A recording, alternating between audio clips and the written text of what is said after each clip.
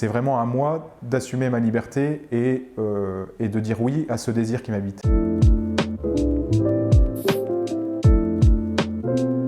Je m'appelle Cyril Causse, j'ai 34 ans. Je suis rentré au noviciat en 2015, donc ça fait 7 ans maintenant. Et après 2 ans de noviciat, donc j'ai fait 5 ans d'études en philosophie-théologie. Et maintenant, je commence une nouvelle étape qui s'appelle pour nous la Régence, qui est un temps de mission sur le terrain, pour moi au service jésuite des vocations.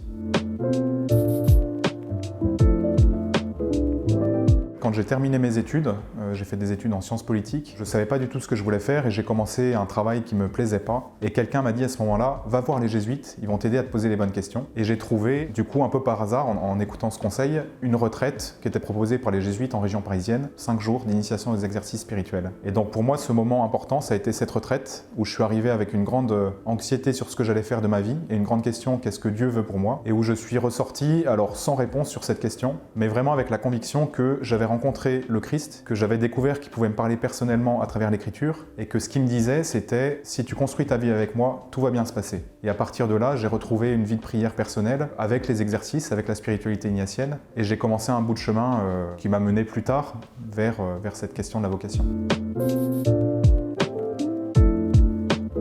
J'ai travaillé ensuite 2 ans à Toulouse en approfondissant cette relation un peu personnelle au Christ. Et je me souviens très bien d'un moment où je priais, j'avais repris l'habitude de prier chaque matin, et d'une oraison que j'avais faite sur le texte où Jésus dit « Celui qui veut venir à ma suite, qu'il se renie lui-même, qu'il prenne sa croix et qu'il me suive chaque jour ». Et dans cette prière, je me souviens m'être dit à la fois ce texte il est difficile, il est exigeant, prendre sa croix chaque jour, je sais pas très bien ce que ça veut dire, mais a priori c'est pas que du plaisir. Et en même temps vraiment sentir profondément qu'il y avait une joie pour moi qui m'était donnée et une invitation du coup à suivre cette joie. Et c'est à ce moment-là que je me suis vraiment dit, je souhaite m'engager de manière un peu forte à la suite du Christ et il faut que je me pose cette question de devenir prêtre ou quelque chose comme ça. Et que j'ai décidé du coup de demander à être accompagné spirituellement sur cette question. Et au bout de 6 mois, c'est devenu assez clair pour moi que c'était la compagnie de Jésus et que je souhaitais rentrer au noviciat de la compagnie de Jésus. Mais peut-être la dernière étape, c'est que j'attendais beaucoup une confirmation extérieure. Je m'étais dit, Dieu va peut-être me donner un signe pour être vraiment sûr que c'est ça. Et je me souviens du coup très bien, c'était 2 amis qui s'étaient mariés il n'y a pas très longtemps et qui me racontaient comment ils s'étaient choisis l'un l'autre en vue du mariage. J'ai vraiment compris à ce moment-là, en fait,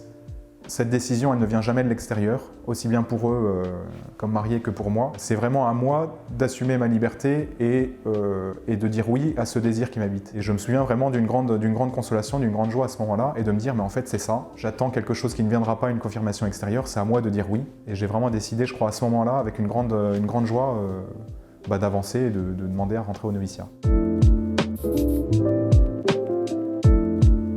Alors je pense pour moi, la première chose, ça a été cette expérience de retraite qui a été fondamentale. Selon les exercices spirituels, même si ce n'est pas les grands exercices spirituels de 30 jours, mais c'est des formules courtes comme il en existe. Et du coup, de réaliser que cette spiritualité vraiment me nourrissait et m'avait permis de rentrer dans cette relation personnelle au Christ. Donc pour moi, il y a vraiment cette conviction que chez les jésuites, il y avait une spiritualité qui me correspondait et qui m'aidait à grandir dans la foi. Je pense le deuxième point, c'est que j'ai trouvé dans les rencontres que j'ai pu faire des jésuites, des hommes qui pour moi étaient dans l'espérance. Et c'était très important pour moi de me dire, le monde dans lequel on est pas très facile, la société dans laquelle on est pas très facile, le christianisme ne va pas forcément très bien, mais de trouver une espèce d'élan intérieur pour se dire, mais en fait c'est pas grave, notre mission c'est pas essentiellement de rétablir le christianisme, c'est d'abord de suivre le Christ, et que c'est lui qui fait d'abord le travail, c'est lui qui nous sauve. Et ça je crois que j'ai vraiment trouvé chez les jésuites une manière de vivre cette foi chrétienne de manière un peu légère et joyeuse, sans pour autant regarder le monde de manière superficielle, en assumant ce qui est difficile, mais dans l'espérance. Et puis la deuxième chose que j'ai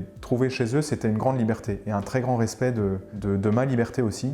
J'ai jamais senti que les jésuites cherchaient à mettre la main sur moi ou à m'enfermer dans un schéma, dans une manière de penser. Et dans les rencontres que j'ai pu faire des différents jésuites que j'ai croisés à ce moment-là, j'ai pu me rendre compte aussi que les jésuites étaient assez différents entre eux. Et donc il y avait de la place pour des gens assez différents, avec souvent des grands désirs d'aventure, mais des gens assez différents.